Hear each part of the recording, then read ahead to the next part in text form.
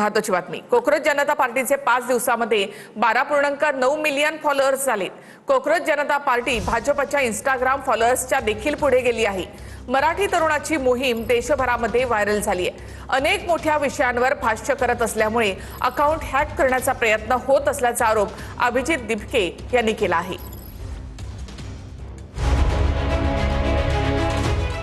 देशाच्या सरन्यायाधीशांनी काही बेरोजगार तरुणांचा उल्लेख झुरळ असा केल्यानंतर त्याच झुरळाबद्दल सोशल मीडियात एक मोठी मोहीम सुरू झाली। गेल्या 2 दिवसांपासून ट्विटरवर कॉकरोच जनता पार्टी ट्रेंड करतेय।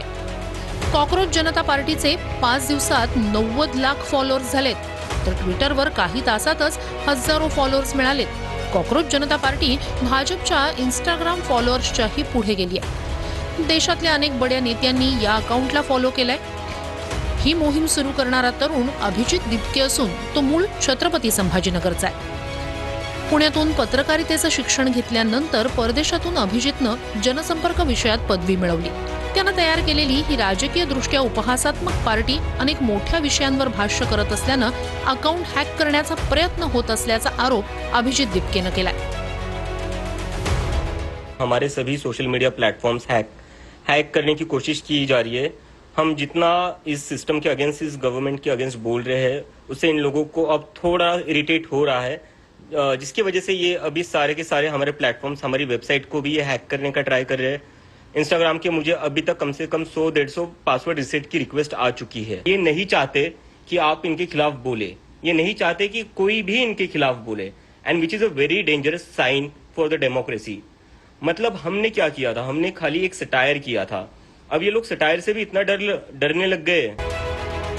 एका खटल्याच्या सुनावणीवेळी देशाचे सरन्यायाधीश सूर्यकांत यांनी काही बेरोजगार लोक झुरळांप्रमाणे कायदा, प्रसार माध्यम आणि आरटीआय सारख्या प्रणालींमध्ये घुसखोरी करतात असं वक्तव्य केल्यानं वाद उभा राहिला।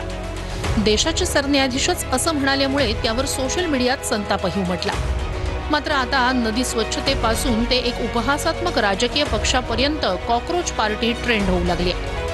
ट्विटरवर नीट पेपरफुटी, भ्रष्टाचार, बेरोजगारी अशा अनेक मुद्द्यांवर भाष्य करणाऱ्या या कॉकरोच जनता पार्टीला अनेक बड्या नेत्यांकडून पाठिंबा मिळतोय। Bureau report TV9 Marathi.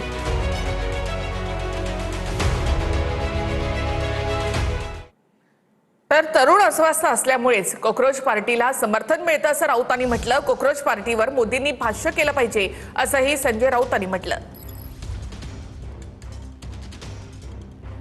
इतक्या लाखोच्या संख्येने भारतीय कॉकरोच पार्टीला जे समर्थन मिळत आहे याचा अर्थ या देशामध्ये मोठ्या प्रमाणामध्ये तरुण बेरोजगार आहेत।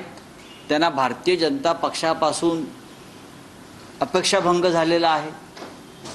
त्याच्यामुळे कॉकरोच पार्टीला एवढं समर्थन मिळत आहे, हे या देशाचं दुर्दैव आहे।